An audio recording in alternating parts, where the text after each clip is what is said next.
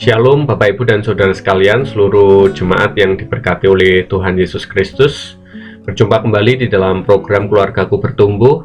Hari ini saya mengajak saudara sekalian untuk melanjutkan seri pembelajaran kitab Hosea. Dan kita sudah sampai di dalam pasal yang ke-13, ayat yang ke-4 sampai yang ke-15. Dan saya memberikan judul kebenaran firman Tuhan, mengingat janji penyertaan Allah. Demikian bunyi firman Tuhan. Tetapi aku adalah Tuhan, Allahmu sejak di tanah Mesir. Engkau tidak mengenal Allah kecuali aku, dan tidak ada juru selamat selain dari aku. Akulah yang mengenal engkau di padang gurun, di tanah yang gersang. Ketika mereka makan rumput, maka mereka kenyang. Setelah mereka kenyang, maka hati mereka meninggi. Itulah sebabnya mereka melupakan aku. Maka aku menjadi seperti singa bagi mereka, seperti macan tutul. Aku mengintip-ngintip di pinggir jalan. Aku mau mendatangi mereka seperti beruang yang kehilangan anak. Aku mau mengoyakkan dada mereka.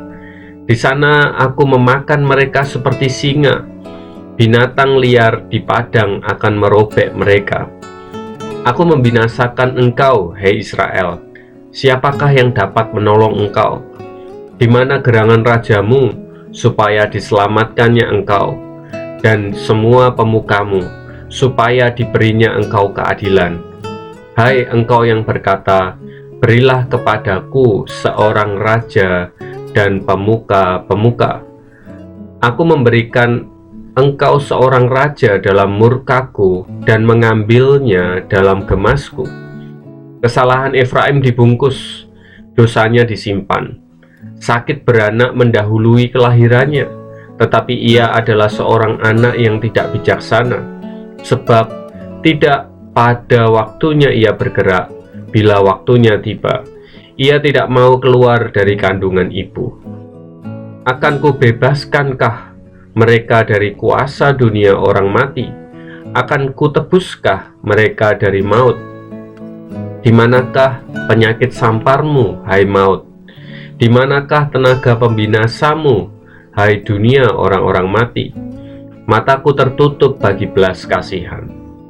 Sekalipun ia tumbuh subur di antara rumput-rumput, maka angin timur, angin Tuhan akan datang, bertiup dari padang gurun, mengeringkan sumber-sumbernya dan merusakkan mata-mata airnya. Dirampasnya harta benda, segala barang yang indah-indah. Bapak, Ibu, dan Saudara sekalian yang dikasihi oleh Tuhan, dalam pasal-pasal sebelumnya saya dan saudara sudah mempelajari bersama bagaimana berbagai macam peringatan serta teguran Allah akan dinyatakan bagi umat Israel yang berdosa. Dan dalam teks yang saya dan saudara baca hari ini, kembali Allah memperingatkan supaya Israel tidak lupa akan apa yang telah menjadi penyertaan Tuhan dalam kehidupan mereka.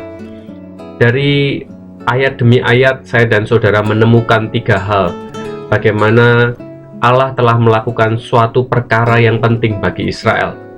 Yang pertama adalah bagaimana Allah telah membebaskan mereka dari Mesir.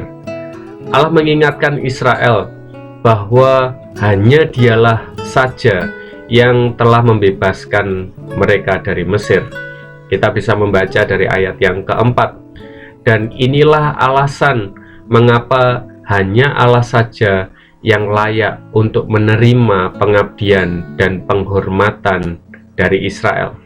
Dan Allah menyatakan diri bahwa Dia adalah pribadi yang cemburu atas penyelewengan orang Israel. Allah tidak suka dengan kasih ganda yang dilakukan oleh orang Israel, menyembah Allah dan juga menyembah kepada berhala. Kemudian yang kedua, Allah mengingatkan supaya mereka tidak melupakan hal ini, di mana ada pemeliharaan yang Allah nyatakan di padang gurun. Padang gurun adalah keadaan yang sangat keras, penuh masalah, dan tantangan jasmani rohani terjadi hebat di sana. Tetapi Allah memimpin perjalanan berat ini melalui tiang awan dan tiang api. Dan bukan hanya itu saja, Allah juga mencukupkan berbagai macam kebutuhan kehidupan mereka dengan mana dan air. Saya dan saudara bisa membacanya di ayat yang kelima. Dan hal yang ketiga yang Tuhan nyatakan bagi orang Israel adalah bahwa Allah memberkati tanah perjanjian. Ketika memasuki tanah perjanjian, mereka diberkati dengan lahan yang begitu subur, penuh susu dan madu. Di ayat yang ke-6 kita bisa membacanya. Namun di tanah tersebut, malahan Israel melupakan Tuhan, dan akhirnya mereka nanti akan menerima hukuman. Nah, Bapak, Ibu, dan Saudara sekalian, inilah 3 hal yang dinyatakan supaya bangsa Israel mengingat kembali apa yang telah dilakukan Allah bagi kehidupan mereka. Nah, apa yang menjadi pelajaran dalam kehidupan saya dan saudara pada masa kini? Saya dan saudara belajar yang pertama, untuk kita bisa mengingat penyertaan Tuhan bagi kehidupan kita. Ingatlah bahwa masa lampau kita secara pribadi ataupun di dalam keluarga kita, di dalam pekerjaan dan pelayanan kita, Allah telah menyertai kita. Kalau Tuhan menyertai kita di masa yang lampau, itu menjadi bukti kasih-Nya yang saya dan saudara harus imani juga di masa kini. Kalau Tuhan menyertai di masa yang lampau, maka Tuhan juga akan menyertai di masa kini dan masa-masa mendatang ketika kita diperhadapkan dengan berbagai macam permasalahan. Yang kedua, kita belajar bagaimana pemeliharaan Tuhan itu selalu nyata. Saya dan saudara perlu menyadari bahwa ada hal-hal yang tidak terduga dan ajaib yang Tuhan nyatakan hari demi hari dalam kehidupan kita bersama. Kuncinya, saya dan saudara hanya perlu untuk berserah dan percaya kepada pemeliharaan yang daripada Tuhan.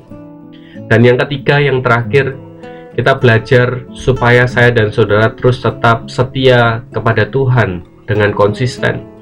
Setia di dalam ketaatan dan kekudusan hidup kita, meskipun keadaan kita saat ini susah. Dan ketika kita susah, ada potensi-potensi untuk kita mendapatkan kenyamanan-kenyamanan jasmani dan duniawi melalui perbuatan-perbuatan dosa. Jangan saya dan saudara melakukan itu. Terus tetap setia dan konsisten kepada kebenaran firman Tuhan. Inilah yang dapat menjadi pelajaran dalam kehidupan saya dan saudara pada saat hari ini. Puji nama Tuhan, mari kita akan berdoa bersama-sama. Terima kasih Tuhan Yesus buat kebenaran firman Tuhan yang bisa kami renungkan pada saat hari ini. Kami berterima kasih atas pemeliharaan dan penyertaan yang dari-Mu, dan kami mengingat di masa lampau kami bahwa kasih dan kebaikan Tuhan sungguh nyata terjadi, dan kami rindu untuk meresponinya dengan ketaatan dan kesetiaan kami ketika kami menjalani masa kini dan masa-masa yang akan datang. Berkati kami Tuhan, dan juga ampuni akan segala dosa serta kekurangan kami. Di dalam nama Tuhan Yesus Kristus kami berdoa dan kami mengucap syukur. Amin. Selamat bertumbuh keluargaku. Tuhan Yesus memberkati.